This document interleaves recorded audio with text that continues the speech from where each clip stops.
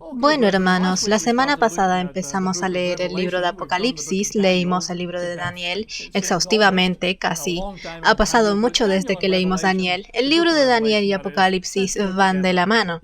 Necesitas uno para tener los beneficios del otro. Empezamos la semana pasada viendo el libro de Apocalipsis, y el libro en sí dice en el primer capítulo: bienaventurados son los que leen y los que escuchan y mantienen las palabras de esta profecía. Así que tú y yo entendemos que somos bienaventurados si leemos el libro de Apocalipsis, si es que guardamos lo escrito. Algo como lo que Jesús dijo en una de sus parábolas: si vienes a mí y escuchas mis palabras y las cumples, eres como el hombre que construye sobre cimiento firme. Vienes al libro del Apocalipsis, lo escuchas a Jesús y las cumples y tendrás un cimiento firme. Vienes al libro de Apocalipsis, lo escuchas y lo ignoras, lo olvidas, no lo guardas, y cuando venga la tormenta, cuando venga la tribulación, serás arrasado con cero duda. Es importante que le pongamos atención. La semana pasada empezamos en el capítulo 1, entendiblemente, y por supuesto una de las cosas que vimos al inicio fue algo difícil, porque Jesús dice: esta es la revelación de mi Padre que envió con mis ángeles para Juan, para enseñarles cosas que pronto sucederán, porque el tiempo está cerca. Y la pregunta es, claro, espera un segundo, si le dijeron eso a Juan hace 1900 años o más, ¿en qué sentido falta poco para que pasen? ¿Cómo puede el tiempo estar cerca si las palabras se las dieron a Juan Apóstol el 90-95 después de Cristo? Eso fue hace 1900 años, casi 2000 años atrás. Eso no es cerca, ¿cierto? Y claro que eso ha causado problemas con algunas personas. De hecho, algunas iglesias determinaron que las profecías de Apocalipsis fueron cumplidas por ahí en 100 después de Cristo, porque Jesús dijo que estas cosas sucederían pronto. Por lo tanto, dentro de 10 o 15 años, no casi 2000 años. Pero la semana pasada, ojalá, vimos que hay buenas razones para creer que todo el libro de Revelaciones, todo, respecta al fin de los tiempos, ¿cierto? Así que abramos nuestras Biblias en Apocalipsis capítulo 1 otra vez, capítulo 1, 10 al 11. Porque lo que estamos diciendo aquí, tengo mi pollo de hule, me ayuda a especular, se llama Nabucodonosor. Miramos los versículos 10 al 11. Juan dice: yo estaba en el Espíritu en el día del Señor, teniendo una visión de estos tiempos futuros, y oí detrás de mí una gran voz como de trompeta que decía, y en mi Biblia está en rojo, es Jesús hablando, decía: yo soy el Alfa y el Omega, el primero y el último. Escribe, Juan, en un libro lo que ves, y envíalo a las 7 iglesias que están en Asia: a Éfeso, a Esmirna, a Pérgamo, a Tiatira, a Sardis, a Filadelfia y a la Odisea. Y creo que dije la semana pasada, ese versículo es bastante clave, el versículo 11, porque lo que Jesús le dice a Juan es: escribe las palabras de esta profecía y envíalas a 7 iglesias específicas en Asia, actual Turquía, Asia Menor. Iglesias, esas no eran las únicas iglesias, claro. Si miras un mapa, cerca de la Odisea encontrarás a Colosas. También encontrarás a Tróade, Iconio, Listra y Derbe, y probablemente hay otras 40 o 50 iglesias. Pero la profecía, dice Jesús, que vaya solo a 7 iglesias. Solo 7. No a la iglesia de Jerusalén o Antioquía, solo está 7. ¿Por qué? Bueno, esa es una buena pregunta. ¿Por qué solo 7? Toda la profecía parece decir: escribe en un libro y envía las profecías de este libro de revelaciones a estas 7 iglesias. No a las otras iglesias, solo a estas 7. ¿Por qué? Miremos el capítulo 22 y leamos los versículos 7 y 16. Apocalipsis 22. Versículo 7 está en letras rojas en mi Biblia, lo que significa que este es el Señor Jesús hablando con Juan. He aquí, vengo pronto. No, no es cierto, Jesús, porque dijiste eso hace 2000 años. Eso no es pronto, eso es súper lento.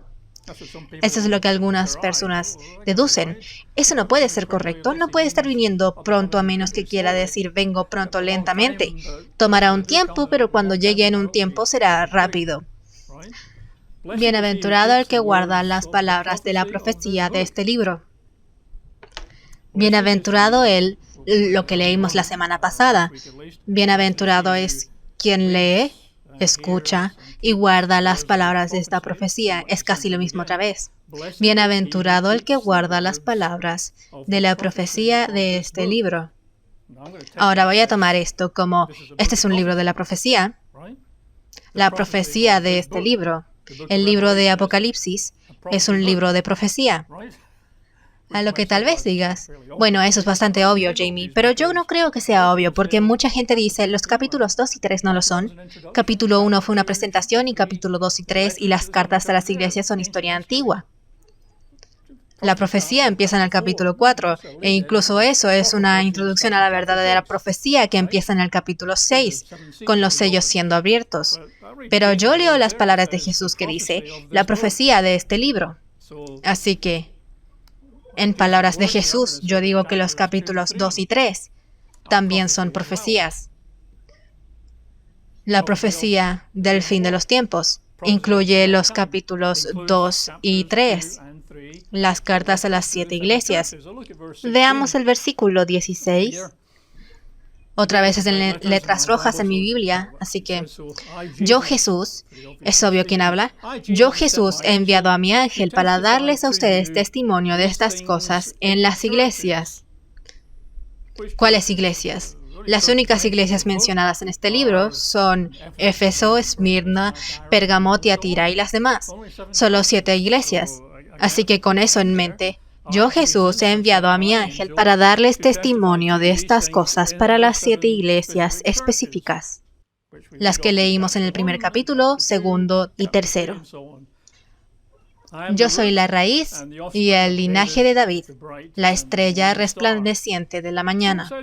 Así que dice que Jesús envió a su ángel para explicar estas cosas. Dice, para las iglesias de Asia Menor. Ahora, muchas traducciones dicen, da testimonio de estas cosas para las iglesias. Pero en realidad, un académico griego, líder académico griego de los 1800, Henry Alford, dice que no debería decir dar testimonio sobre estas cosas para las iglesias, sino que dar testimonio de estas cosas sobre las iglesias o respecto a las iglesias. Y la traducción amplificada usa esta versión. Así que el ángel es enviado a dar testimonio sobre las 7 iglesias. Toda la profecía del libro de la profecía es respecto a las 7 iglesias. Así que no son cartas escritas hace mucho tiempo que podemos ignorar o descartar. El libro de profecía es enviado para dar información sobre cosas respecto a las 7 iglesias específicas. Bueno, ¿y por qué no Antioquía, o Iconio, o Troade, o Colosas? Pues porque las 7 iglesias son súper importantes en el fin de los tiempos, ¿cierto? Vamos a Apocalipsis 1 otra vez. Hay un versículo en Apocalipsis 1 donde creo yo que es donde los traductores tienden a tomar una desviación de la que raramente vuelven. Es el versículo 19. Versículo 19. Así que escribe las cosas que has visto. Esto está en letras rojas, Jesús hablándole a Juan, dándole instrucciones. Escribe, Juan, escribe estas cosas. Escribe las cosas que has visto. Número 1. Y las que son, aparentemente número 2. Y las que han de ser después de estas. Número 3. Así que, como dije la semana pasada, parecieran ser 3 categorías. Lo que has visto, las cosas que son, las cosas que van a ser en el futuro. Y la mayoría toma y cree que significa las cosas que has visto son Jesús y los candelabros y las estrellas. Escribe esas cosas, Juan. Luego escribe las cosas que son, y la mayoría cree que deben ser las 7 iglesias en Asia Menor, iglesias de Éfeso, Esmirna, Pérgamo y las demás, porque esas son las cosas que son aquí y ahora, cuando Jesús está hablando con Juan, y luego las cosas que pasarán después, la profecía, el futuro. Y dijimos la semana pasada que no es necesariamente la traducción correcta de este versículo, porque puede ser traducido. Algunas traducciones sí lo traducen de esta forma. Versículo 19. Escribe las cosas que has visto y lo que significan y las cosas que sucederán después de eso. Solo 2 categorías. Juan escribe las cosas que has visto y lo que significan, que es Jesús, las lámparas, las estrellas, y segundo, las cosas que serán en el futuro. Solo 2 categorías. Lo que quiere decir que las cosas venideras inician en el capítulo 2, versículo 1. Las cartas de las 7 iglesias en realidad son las cosas que sucederán. Son el futuro. Si miramos las 7 iglesias, lo que haremos en un momento. Usualmente hay, dije la semana pasada, 3 explicaciones sobre lo que significan las 7 iglesias. Comúnmente la gente dice, bueno, todas son solo históricas. Estas cartas se escribieron a las iglesias del 90 a.C. en Éfeso, Esmirna y las demás. Diferentes problemas locales que tenían en ese momento, elogios locales, advertencias locales de Jesús para esas iglesias allá en ese tiempo. 100 a.C. casi. En cuyo caso tú y yo, bueno, ni me molestaré en leerlas. Porque si se trata de iglesias de hace 1900 años, no puede ser tan relevante para mí. De hecho, muchas personas piensan así y se saltan los capítulos 2 y 3. Pasan por encima de ellos para llegar a la carne de la profecía, la parte que concierne al presente. No me importan unos escritos a unas pequeñas congregaciones hace casi 2000 años. Es completamente irrelevante. Otro significado o explicación sobre las 7 iglesias es que solo son tipos. O sea, Jesús eligió estas iglesias porque sirven de ejemplo, por decir así, de los tipos de iglesias que hay. Hay iglesias que son como la Odisea, desviadas y tibias y desesperanzadas. Todos podemos quizá pensar en grupos así. Y luego hay iglesias que son como Filadelfia, como la iglesia en la que yo estoy, elogiado por guardar las palabras de Dios. Así que la gente ve 7 tipos de iglesias. Tal vez, pero no hay mucho más. No es particularmente relevante. Luego, una creencia muy común en las iglesias de Dios, pero también en las iglesias más populares del mundo, es que estas son 7 eras,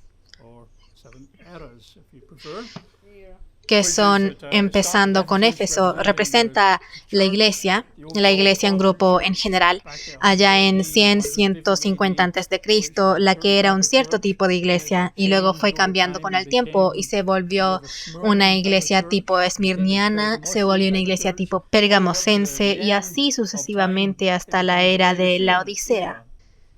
Y las características se pueden hallar en cada era, lo cual es muy subjetivo.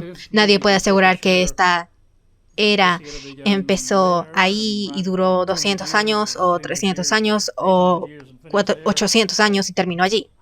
Todo es altamente especulativo. Y la idea de las iglesias populares de las eras es muy diferente de la idea de las iglesias de Dios de las eras. Ahora, superficialmente puede parecer algo profético. Se habla sobre los años venideros que se alargaron 2000 hacia el futuro. Así que suenan como profecías, ¿o no? No, en realidad yo no creo de algunas formas, porque ya sea que vengas de una iglesia popular o una iglesia de Dios, probablemente vas a decir que la iglesia de Éfeso fue la primera y se ubica en 100, 150 o 200 después de Cristo. Así que para ti y para mí eso no es profecía, eso es antiguo. Otra vez, ¿por qué estarías interesado en la carta de la iglesia de Éfeso? Sí, incluso si fue una era, esa era fue hace 1800 años. ¿Y qué hay de Esmirna? Las opiniones de la mayoría sobre las eras que pueden ser relevantes, que son por completo arbitrarias y subjetivas, es que Esmirna fue probablemente hace 1700 años, tal vez 1600 años. Así que te preguntaría, ¿por qué te interesarías en la carta a Esmirna? Incluso con las eras, si crees en ellas, esas eras fueron hace 1600 años. Por lo tanto, la mayoría de estas cartas no son realmente relevantes, ¿cierto? Ahora, la cuarta opción, la que yo comenté la semana pasada, no es enteramente especulativa, pero mi sugerencia es que todas las 7 cartas a las 7 iglesias son del fin de los tiempos. Todo el libro es el libro de la profecía. En realidad empieza en el capítulo 1, pero ciertamente desde el capítulo 2 en adelante, este es el libro de la profecía sobre el día del Señor, sobre el fin de los tiempos. Dije que las 7 cartas yo creo que van dirigidas a la iglesia en los 7 años finales. Y así cuando Jesús dijo, estas cosas sucederán pronto, lo dijo en serio. Si tú estás viviendo en los últimos 7 años y estas 7 cartas se aplican, Jesús muy seguramente vendrá pronto.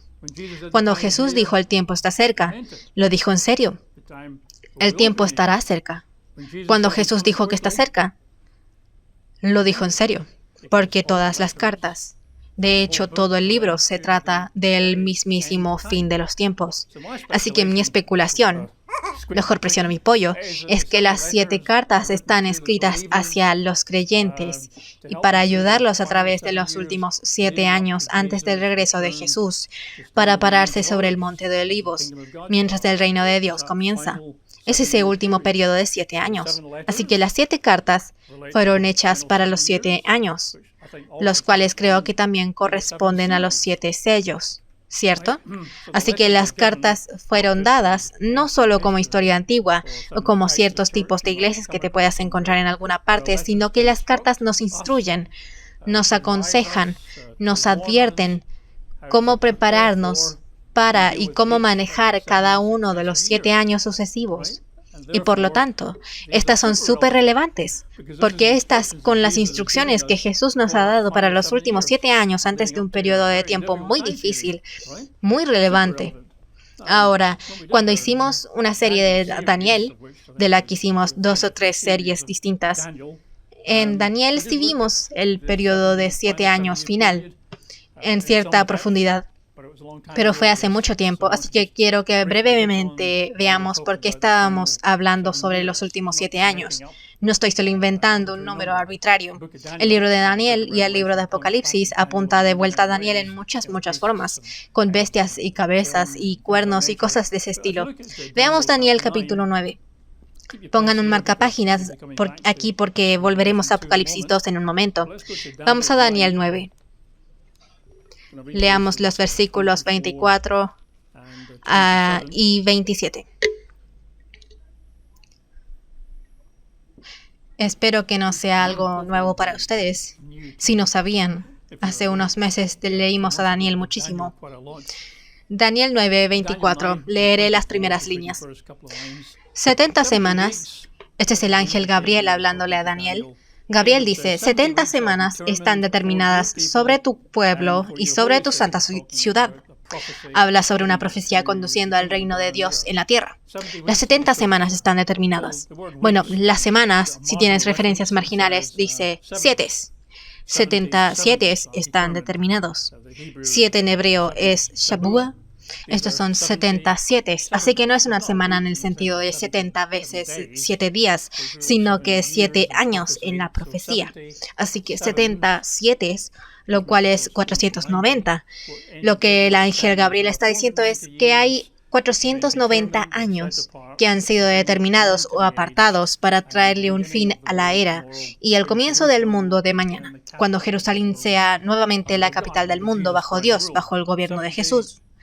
70 semanas, realmente son 77, que son 490. Y al leer el resto de los versículos dice que 62 semanas y 7 semanas ya han pasado. Si eres un matemático, sabrás que nos queda una. Resta 62, resta 7 y nos queda un 7. Nos queda un periodo de 7 años, el que leemos en el versículo 7. Entonces él, el príncipe que ha de venir, confirmará un pacto con muchos por una semana, una Shabua, un 7, un periodo de 7 años. El príncipe que ha de venir confirmará un pacto. En mi marginal dice tratado. Un tratado de paz, quizá. Un acuerdo de algún tipo por una semana, por un periodo de 7 años. Pero esta es la última semana. Algunos se refieren a veces a este como la 70ª semana de Daniel, o sea, el 77 de Daniel. Son los últimos 7 años de los que estoy hablando. Versículo 27. Entonces el príncipe que ha de venir confirmará un pacto o tratado con muchos por un 7. Y en la mitad de la semana, la mitad del 7, sería 3 años y medio. La mitad de 7 años son 3 años y medio. Entonces, algo dramático sucede. En la mitad de la semana hará cesar el sacrificio y la ofrenda. Que hemos dicho antes, hará cesar los sacrificios judíos en el altar en Jerusalén. Si las hace cesar, entonces significa que ya comenzó. No puedes detener los sacrificios a menos que empiecen, algo a lo que debemos estar atentos. Y sobre alas de abominaciones vendrá el desolador, hasta que el aniquilamiento que está decidido venga sobre el desolado o desolador. No es muy buena traducción en algunas partes, pero ya hemos repasado esto antes. Está este periodo de 7 años y a la mitad, en el plazo de 3 años y medio, los sacrificios que han estado sucediendo hace tiempo por los judíos en un altar son detenidos. Ya no suceden más. Y la abominación de desolación sucederá en ese punto medio, ese plazo de 3 años y medio, después del cual la gran tribulación estalla. Jesús dijo, cuando veas la abominación de la desolación, descrita por Daniel el profeta, entonces huye. Y este es el lugar, o uno de los lugares. Hay 3 otras referencias en el libro de Daniel, Daniel 8, Daniel 11 y Daniel 12, donde habla sobre las abominaciones de la desolación, los 1260 días, los sacrificios siendo detenidos. Ya hemos leído todo eso en el pasado, ¿cierto? Así que espero que entiendan bastante esas cosas. Así que este tratado de 7 años comienza y van a ser unos 7 años muy difíciles, definitivamente, porque en esos 7 años, si sigues vivo, te vas a encontrar al anticristo. Te vas a encontrar con la gran tribulación, un tipo de problemas como ninguno en el mundo hasta este momento. Excepto si estos días no fueran acortados, no se salvaría nadie. Así que unos 7 años muy duros. Puede que los esperes ansioso, pero será un viaje turbulento al llegar allí. Así que lo que Jesús hizo por nosotros es que nos dio las 7 cartas a la iglesia para ayudarnos durante esos 7 años sucesivos. Ahora, volvamos a verlas. Apocalipsis 2. Revisar cualquier profecía antes de tiempo no es fácil, porque vemos a través de un cristal borroso. Podemos tratar de sacar un bosquejo o conocer mejor la narrativa, lo que dice el texto, pero cuando se trata de interpretar lo que el texto quiere decir, no es tan fácil. Por eso es que tenemos un pollo de hule a la mano. Así que tratamos de ser responsables en general lo que dice la profecía. Pero tú y yo sabemos que es borroso y es probable que entendamos por completo solamente la carta a Éfeso.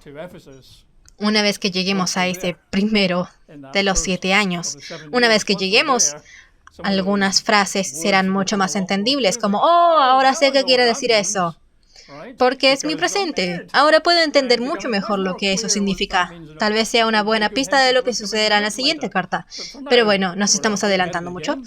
Así que aceptémoslo. Algunas cosas pueden no ser muy claras ahora, porque como cualquier profecía, no se vuelve realmente clara hasta que estás ahí. pero también puede ser muy tarde, en algunos casos. Así que vamos a leer la primera carta a Éfeso con este punto de vista de que este es, en mi especulación, es el primero de los últimos 7 años y corresponde al primer sello que será abierto. Veremos cómo encajan en la marcha. Empecemos en Apocalipsis 6, versículo 2, capítulo 6. Leamos el primer sello siendo abierto para ver cómo será el primer problema que nos podemos encontrar en el primer año de los últimos 7. Apocalipsis 6 del 1 al 2. Juan, hablando de las cosas que vio, Jesús le dijo, escribe lo que has visto. Y miré cuando el Cordero abrió el primer sello. Habían 7 sellos, si lo recuerdas. Nadie podía abrir los sellos, además del Señor Jesús. En un par de semanas veremos Apocalipsis 6 apropiadamente y veremos todos los sellos con más detalle que hemos hecho antes, pero lo haremos de nuevo. Y miré cuando el Cordero abrió el primer sello y oí a uno de los 4 seres vivientes que decían con voz de trueno, ven a ver. Y miré, y aquí un caballo blanco. El que estaba montado sobre él tenía un arco, y le fue dada una corona, y salió conquistando y para conquistar. No dice muchas cosas aquí, ¿o sí? Hay un caballo blanco, y un jinete en el caballo blanco, que tiene una corona, y salió, y dice aquí, conquistando y para conquistar. Y creo que estamos de acuerdo probablemente, espero, que el caballo blanco y su jinete representan el gran engaño. Así que el primer año de los 7 años creo que será uno de enorme engaño mundial. Y el que montaba dice, conquistando y para conquistar. Bueno, conquistando y para conquistar es una traducción decente. La palabra conquistando en el griego es nikao, N-I-K-A-O. Lo digo en griego porque también está un par de veces más adelante. Así que nikao fue el griego, usualmente traducido, creo que comúnmente como vencer. En una traducción, creo que en Literal Young, dice que salió venciendo y para vencer. Lo que es levemente más interesante porque vencer usualmente se usa para decir vencer espiritualmente. Jesús nos dijo a mí y a ti que seremos vencedores. Vamos a vencer espiritualmente, así que está implicado aquí que el primer caballo, el caballo blanco y su jinete representan un gran engaño. Y sale venciendo y para vencer, gran engaño espiritual en el año 1. Y si piensas sobre la primera advertencia de Jesús, creo que si pones los primeros 6 sellos sobre la mesa, los podrás conectar precisamente con las advertencias de Jesús en Mateo 24. Así que veamos la primera advertencia de Jesús. Mateo 24, del 3 al 5. Porque algunas personas creen que el caballo blanco representa a Jesucristo, porque Jesús monta un caballo blanco, pero mucho después en Apocalipsis. Creo que la mayoría entiende que eso es parte del engaño. En apariencia puede parecer que el caballo blanco debe ser Jesús montando, porque Jesús monta un caballo blanco en X lugar. Pero de nuevo es parte del engaño. Jesús en Mateo 24 le habla a sus discípulos sobre los tiempos que vendrán, del 3 al 5. Estando Jesús sentado en el monte de los olivos, sus discípulos se acercaron a él aparte y le dijeron, dinos, ¿cuándo sucederán estas cosas? ¿Cuándo el templo será derrotado? ¿Y qué señal habrá de tu venida, tu parucía y del fin del mundo? ¿Cuál es la señal? Jesús. Respondió Jesús y les dijo, número 1. Su primera respuesta es, miren que nadie les engañe, porque muchos vendrán en mi nombre diciendo, yo soy el Cristo, y engañarán a muchos. Es bastante peculiar que la primera advertencia que Jesús nos da sobre su llegada de vuelta es, cuídense de los grandes engaños. Miren que nadie los engañe. Pero estos son los discípulos. Estuvieron con Jesús, han oído a Jesús predicar y enseñar. Seguramente serían los últimos en ser engañados, ¿o no? Y aún así Jesús dice, cuídense, estén alerta, sean prudentes, para que nadie los engañe. Porque muchos vendrán en mi nombre diciendo, yo soy el Cristo, y engañarán a muchos. Así que sale el caballo blanco. Jesús dice su primera advertencia es que muchos, tal vez la mayoría, serán engañados, ¿cierto? Vamos al versículo 23 al 25, mismo capítulo. Entonces, hablando del periodo de la gran tribulación, entonces si alguien les dice, miren, aquí está el Cristo, o está acá, no le crean. Porque se levantarán falsos cristos y falsos profetas, y harán grandes señales y maravillas, de tal manera que engañarán, de ser posible, aún a los escogidos. Miren, se los he dicho de antemano, fuimos advertidos por Jesús para cuidarse de estos falsos profetas, falsos mesías, falsos maestros. Habrá una cantidad enorme de ellos. Por ejemplo, ahora los musulmanes están esperando que llegue su Mahdi.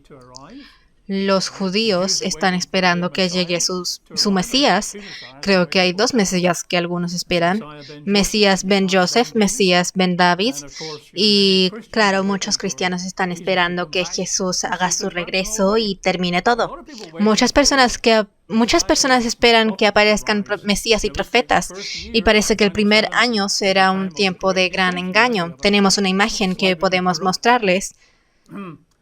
Porque una cosa que creo que veremos de vez en cuando es que, a pesar que el primer año es uno de gran engaño, creo que es probable que el más poderoso engaño en el primer año vendrá del Islam, porque los musulmanes esperan a su Mahdi. Hay algunos caballos blancos galopando por ahí, y el Mahdi es su poderoso líder que están esperando. Así que el primer año de los últimos 7 años será uno de increíble, enorme engaño mundial, el cual personalmente creo que los musulmanes serán el apogeo, pero incluso dentro del mundo cristiano y el judío habrá mucho engaño por ahí en el primer año. Bien, con eso en mente vamos de vuelta a Apocalipsis 2 para ver lo que la carta a los Efesios dice.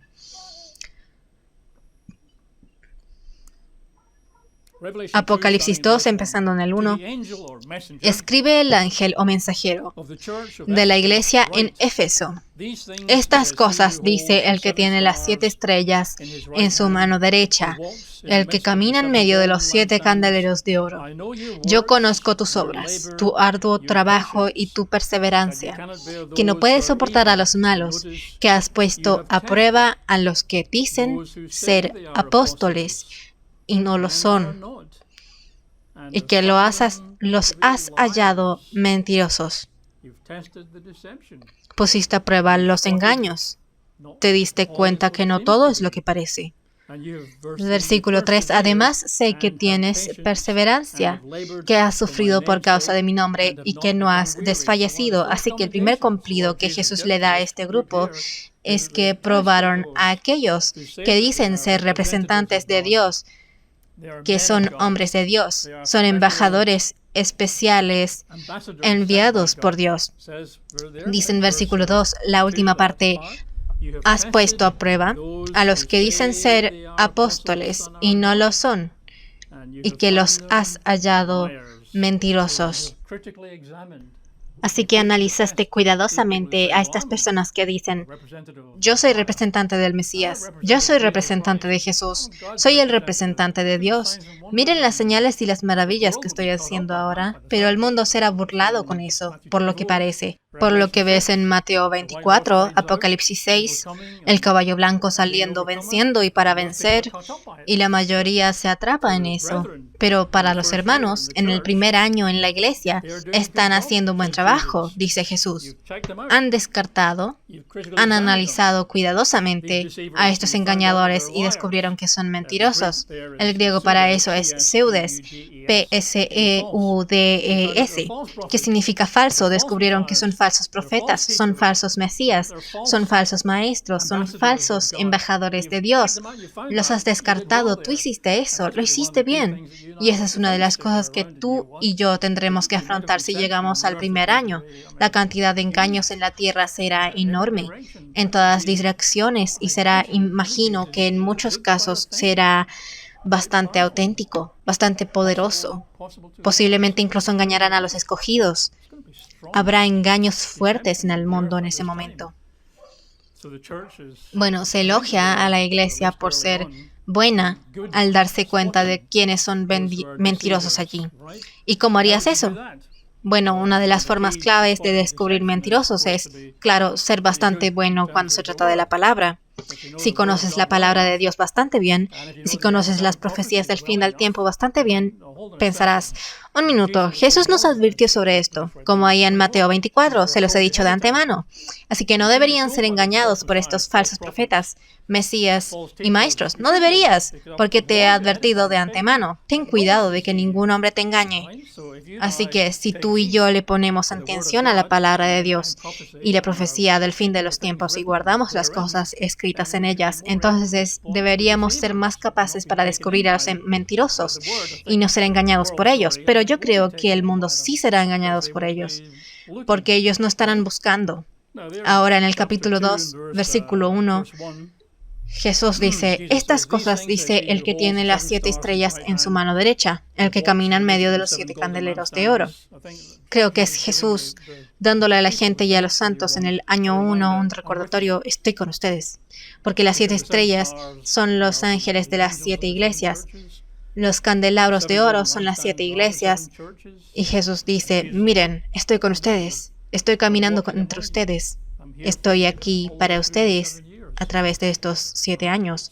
Creo que Jesús nos está reconfortando con esa frase, diciendo que está con las iglesias o la iglesia a través de los 7 años sucesivos. Aunque el último sea un poco duro, debo decir que la Odisea es un poco dura. Creo que en la Odisea, cuando la veamos, que no será la próxima semana, pero cuando lleguemos a la Odisea el 7º año, parece que los laodicenses se perdieron el rapto. Los santos son sorprendidos por Jesús en el año de Filadelfia, el año 6. Pero si estás en el año de la Odisea, te perdiste el rapto.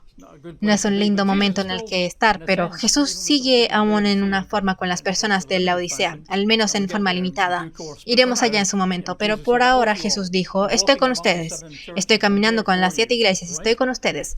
Pero a pesar de haber hecho un buen trabajo identificando a los mentirosos, aún no es un tiempo fantástico. Versículos 4 y 5. Apocalipsis 2, 4 y 5. Sin embargo, a pesar de lo bien que lo has hecho y tus trabajos y tu labor y tu perseverancia, a pesar de eso, sin embargo, tengo contra ti que has dejado tu primer amor. Debe ser serio, porque Jesús dice, recuerda por tanto de dónde has caído, arrepiéntete y haz las primeras obras, de lo contrario yo vendré pronto a ti y quitaré tu candelero de su lugar si no te arrepientes. Dejaron a su primer amor y Jesús dice, debes recuperarlo, porque a pesar de tus trabajos y perseverancia y el hecho de que puedes identificar mentirosos y desmascararlos, tengo algo contra ti y es serio. Arrepiéntete, porque has dejado tu primer amor y si no lo recuperas y no te arrepientes, vendré a ti pronto. Claro que esa es una referencia del fin de los tiempos. Jesús solo volverá al fin de la era, así que esa es una referencia al fin de los tiempos. Así que sabemos que no es una carta para la iglesia en 100 después de Cristo, no vino a ellos pronto, y es bastante claro que si has dejado tu primer amor es fatal.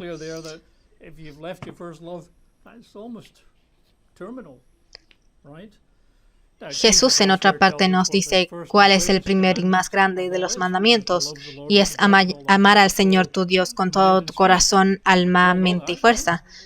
Todos sabemos eso, o sea, lo sabemos. Griten, amén, Jamie.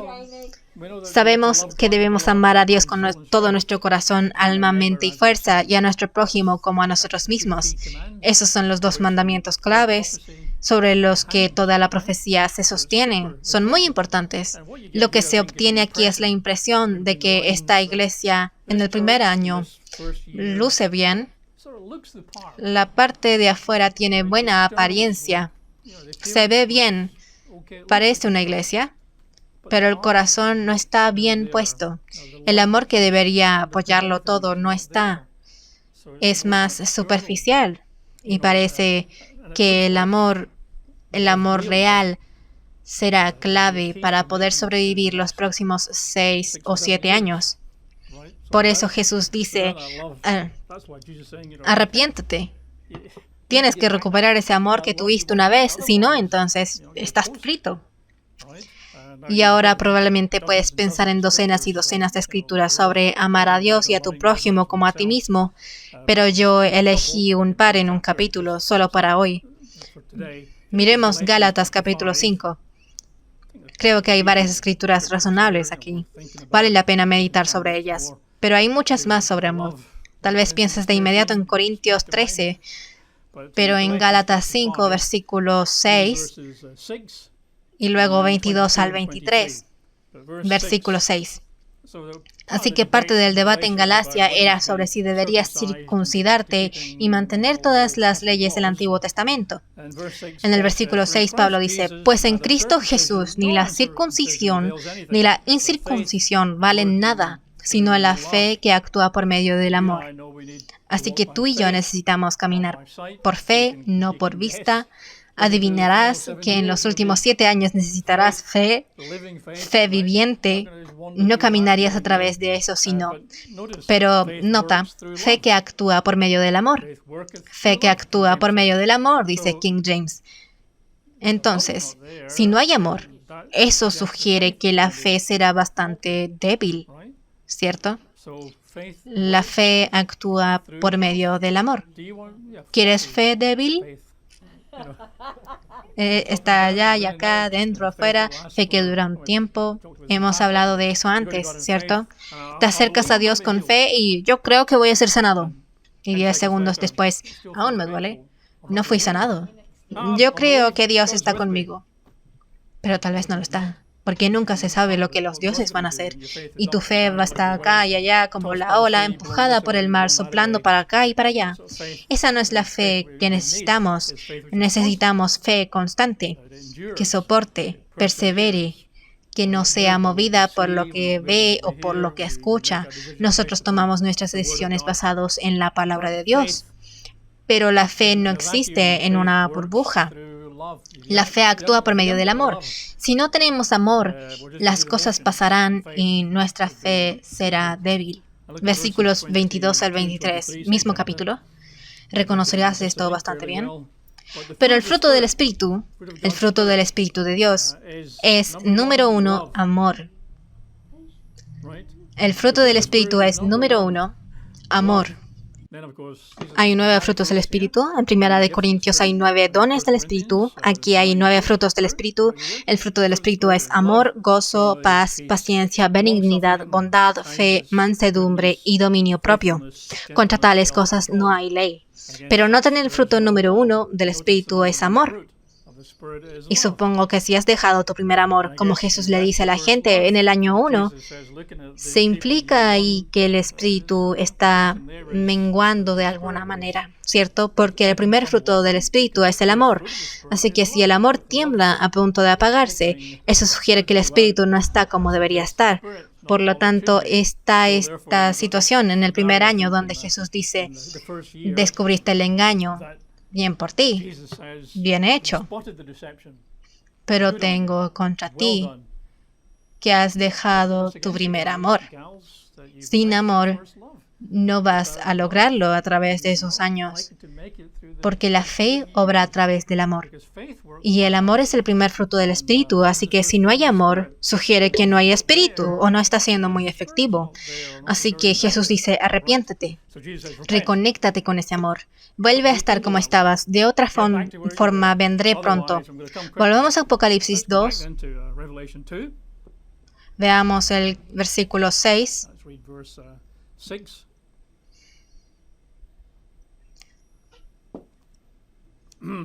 Pero tienes esto, habiendo dicho que lo hiciste bien con los engaños. Sí, pero no te va muy bien sobre tu calidad de vida. Tengo la impresión de que Jesús piensa que en apariencia lo estás haciendo bien, pero el corazón no está ahí, el amor no está ahí. Tal vez está guardando el sábado, pero parece que en realidad no. Quiero decir, los fariseos guardaban el día sábado. Si lees los evangelios, los fariseos guardaban el sábado, pero ellos se abalanzaron sobre Jesús porque él sanó el día sábado, diciéndole a alguien, levántate, toma tu cama y anda. Y se abalanzaron sobre Jesús, como diciendo, ¿Jesús sanó a una persona el día sábado? Ellos le dijeron, ¿qué estás haciendo? Si quieres ser sanado por el Señor, ven durante la semana, no vengas el sábado. Ellos guardaban el sábado, pero se abalanzaron sobre Jesús porque los discípulos tomaron algo de fruta para comer en sábado, pero sus corazones no estaban en el sábado. Entonces, ¿qué hay de mí y de ti? ¿Es el sábado algo pesado? ¿Algo molesto? ¿Nos impide ver lo último de las Kardashians? Estamos, vamos, 10 minutos y se acaba el sábado, vamos, vamos. Guardamos el sábado, pero mantenemos santo el sábado. ¿Y tus oraciones las haces con un ojo en el reloj o en la cama bajo los cobertores? ¿Oras a Dios por 1 minuto y medio antes de dormirte? O sea, ¿hay amor ahí? Eso es todo lo que digo. Versículo 6, Apocalipsis 2. Pero tienes esto, que odias los hechos de los Nicolaitas, que yo también odio. Es una palabra fuerte, odias los hechos. Y Jesús dice, yo también los odio. Él odia, así que está bien odiar. Mientras que odiemos las cosas correctas, lo que es de los hechos de los Nicolaitas. Ahora, muchos comentarios dicen, bueno, mirando los 100 después de Cristo, creemos que los Nicolaitas tal vez eran este grupo aquí, los gnósticos por ahí, u otra cosa. Yo no creo que eso sea muy relevante, porque lo que haya pasado en el 100, 150 después de Cristo es irrelevante para nosotros. Esta es una carta dirigida a la iglesia en el primero de los últimos 7 años. Así que, ¿qué es probable que sean los Nicolaitas en nuestro tiempo? Asumiendo que tú y yo estemos ahí en el tiempo. Bueno, parece que los Nicolaitas vienen de 2 palabras griegas, Nikao, que vimos antes, ¿cierto? Vencer. Vencer es Nikao, y Laos, como el país Laos, significa gente. También la palabra laicado viene de Laos. Así que están los elite, los de la cima, el laicado de los plebeyos en el fondo, la gente, el laicado. Así que Nikao significa vencedor y Laos significa gente, o sea, vencedores del pueblo. Tal vez, ¿cierto? Así que Jesús odia los hechos de los vencedores del pueblo. También los santos de este primer año. Así que probablemente, esta es especulación, probablemente estemos hablando de un gran número de engañadores activos en ese momento, buscando engañar al pueblo de Dios y llevarlos a la destrucción, porque ahí vas a terminar si abandonas a Jesucristo. Serás destruido. Así que deberíamos odiar los hechos, las acciones, las enseñanzas de los vencedores del pueblo, los Nicolaitas. Habiendo dicho todo eso, solo queda un versículo que mirar al que regresaremos luego cuando concluyamos hoy, pero especulaciones genuinas.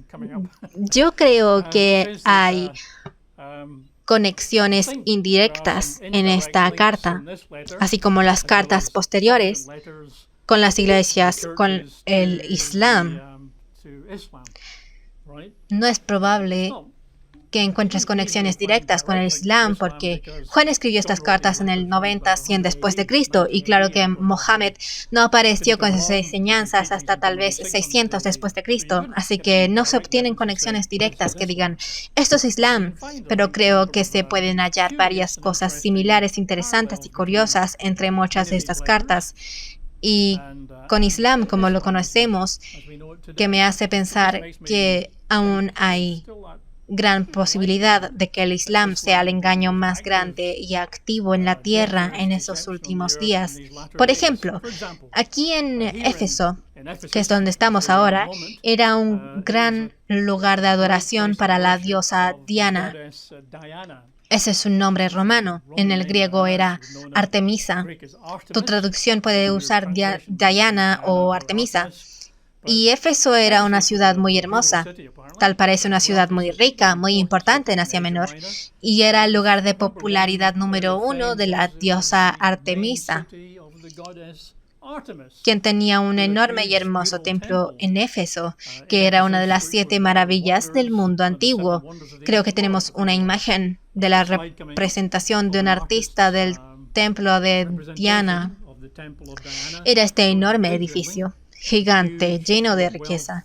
Gente de todas partes del mundo iba a Éfeso para adorar en el templo de Diana. Esa es ella, en la derecha, o al menos una estatua de ella. Verán en su cabeza como 2 cuernos. De donde vengo son cuernos, pero no, es una media luna. Será importante en un momento. Así que Diana, o Artemisa si prefieres, fue una diosa. Una muy popular y poderosa diosa para el pueblo de los tiempos antiguos. Era la diosa de la casa y también de la luna. Por eso destaqué la media luna en su cabeza, porque era un dios de la luna, diosa de la luna. Bueno, mirando el Islam, se cree que Alá es un dios de la luna. Muchos musulmanes no les gusta usar esta terminología, pero la realidad es que hay buena evidencia que sugiere que Alá, el principal dios de los 1.8 billones de musulmanes en la Tierra, en realidad es el mismo un dios de la luna. Y si miras el Islam, encontrarás pequeñas lunas crecientes por todas partes. Otra vez tenemos una imagen para enseñar. En esa imagen hay varias pequeñas imágenes, pero puedes ver que algunas de las mezquitas tienen lunas crecientes. Hay una con una bandera abajo a la izquierda, creo que es la bandera de Turquía, con una luna en ella. La verde es, creo que el Corán, con una luna en él. Así que hay muchísimas lunas asociadas con Alá, quien muy probablemente es un dios de la luna, justo como Diana es un dios o diosa de la luna. Esa es solo una parte. Si vamos a Hechos 19, encontraremos algunas aventuras que Pablo y sus colegas tuvieron en Éfeso. Hechos capítulo 19, versículo 1.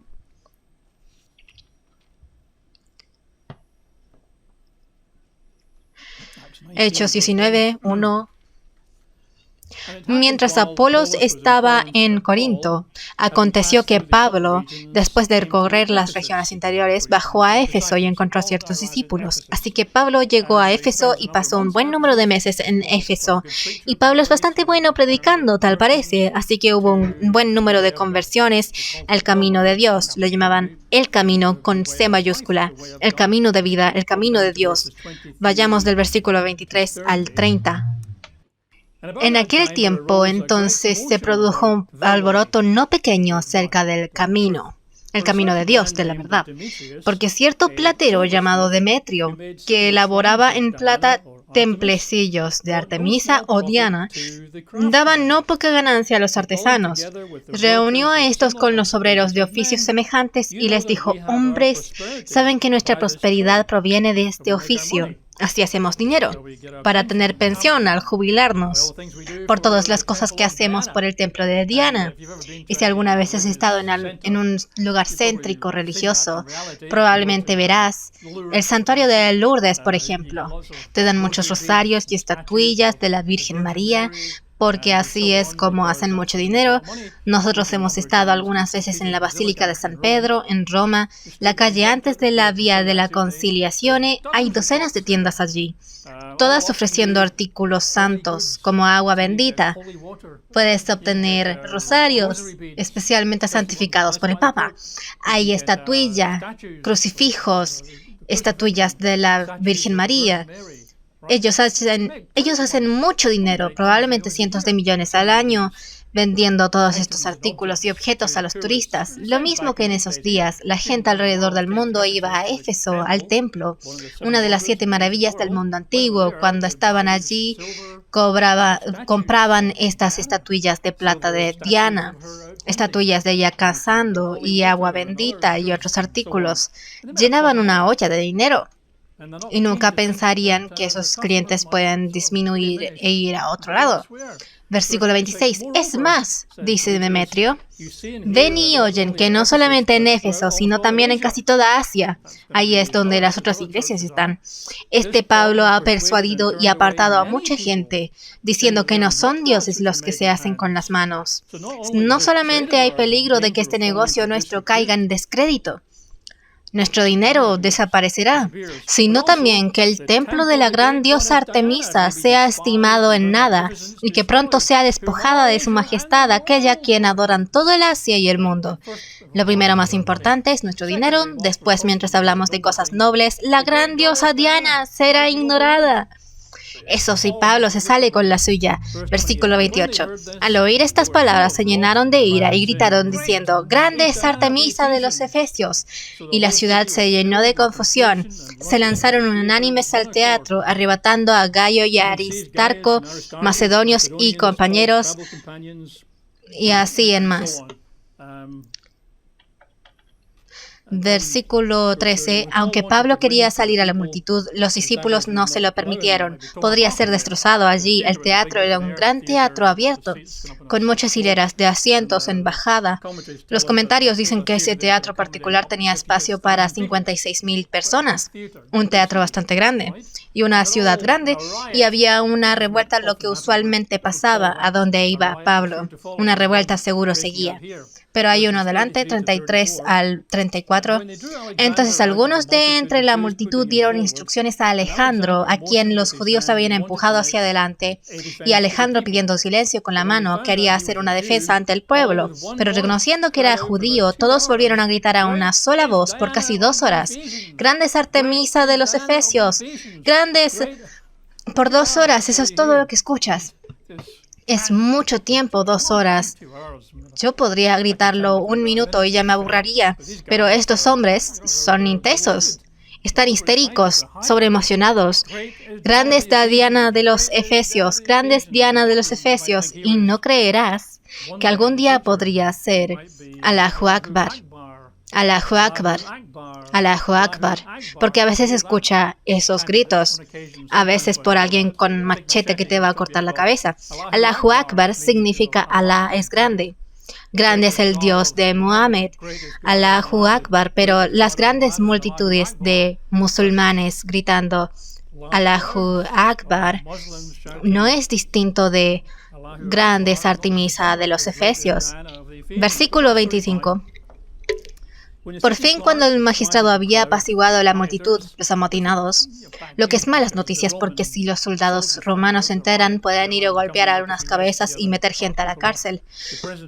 Dijo, hombres de Éfeso, ¿qué hombre hay que no sepa que la ciudad de Éfeso es guardiana del templo de la majestuosa Artemisa y de su imagen caída de Zeus?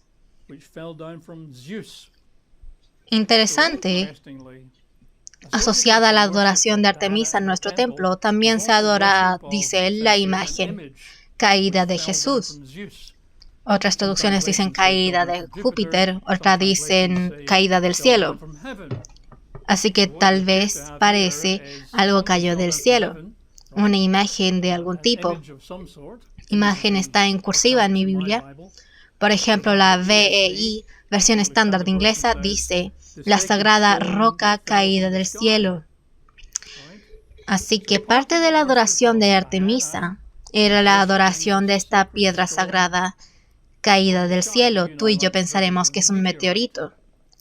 Y qué coincidencia, buscando posibles conexiones, mis conexiones especulativas, lo que pasa es que un meteorito negro es un centro de adoración de 1.8 billones de musulmanes en la Tierra ahora. Hay un meteorito negro que se guarda en lo que llamamos el Kaaba. En el Meca tenemos algunas imágenes. En la izquierda arriba puedes ver el Kaaba, que es árabe para cubo. Es bastante alto, casi 4 pisos de altura. Es un cubo grande, de negro color. Pero en el Kaaba, en una de las esquinas hay un meteorito negro. Pueden ver arriba a la derecha y a la izquierda abajo que tiene un ajuste de plata en el que está en el Kaaba. Luego hay 2 fotos de la piedra en sí. No es negra cuando la ves con buena luz. Es algo rojiza, pero es negra a la distancia. Y lo que la gente hace cuando toca el Hajj anual es que caminan alrededor del Kaaba 7 veces contrarreloj. Es una de las cosas que debes hacer una vez en tu vida. Vas a la Meca, vas al Kaaba. Si eres musulmán practicante, caminas alrededor del Kaaba 7 veces contrarreloj. Parte de los rituales. Si lo haces todo, puedes ir a tocar la piedra negra. O en muchos casos la gente se estira y sostiene para poder besarla. Todos los días, los 1.8 billones de devotos musulmanes oran 5 veces al día hacia el Kaaba, hacia ese gran cubo negro. Y la parte más sagrada, el Kaaba es el edificio más sagrado en el Islam. Ese es el número 1. Y la piedra negra, el meteorito negro, es lo que adoran, básicamente. Esa es la parte más importante del Kaaba. Así que al final lo que pasará es que en los tiempos venideros nos encontraremos como en el antiguo Éfeso. Los creyentes, los cristianos, lo pasaron mal. Mucha presión, fueron perseguidos, fueron atacados, muy seguidos por los seguidores de la diosa de la luna y los que adoraban la piedra caída del cielo. Creo que puedes ver las posibles conexiones en el primer año de los últimos 7. Cuando la oposición a Dios vendrá de aquellos que adoran al Dios de la luna, Alá, y cuya adoración incluye adorar una piedra negra que cayó del cielo. Y cuando lleguemos a las otras cartas, a las otras iglesias, veremos otras conexiones indirectas al Islam. No es solo está aquí. Así que, en el primer año, creo que podemos resumirlo diciendo, los creyentes en el primer año tendrán que cuidarse de engaños enormes, estar alertas, poner a prueba y analizar con importancia a aquellas que dicen que son apóstoles, representantes de Dios, cuidarse de los nicolaitas, los vencedores del pueblo, quienes serán una gran parte del engaño en ese tiempo. Y especialmente si estás vivo en ese tiempo, cuídate de perder tu amor. ¿Terminas solo haciendo los movimientos? No los haces de todo corazón, reconociendo y amando a Dios y reconociendo y amando a tus compañeros en la iglesia. Esas son 2 de las claves. Cuídate de los engaños y no permitas que tu amor se enfríe.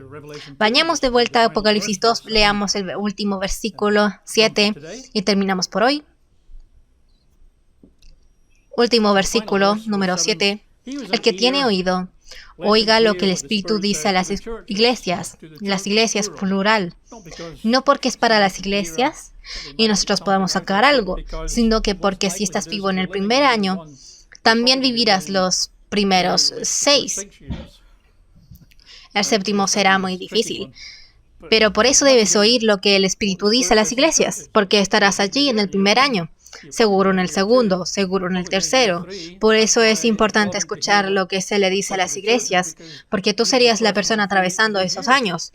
Debes escuchar lo que el Espíritu le dice a todas las iglesias. La advertencia en el 7º año a los laodicenses es una advertencia bastante fuerte. Si aún estás en el año 7, entonces perdiste la oportunidad. Te perdiste la boda del Cordero en el cielo.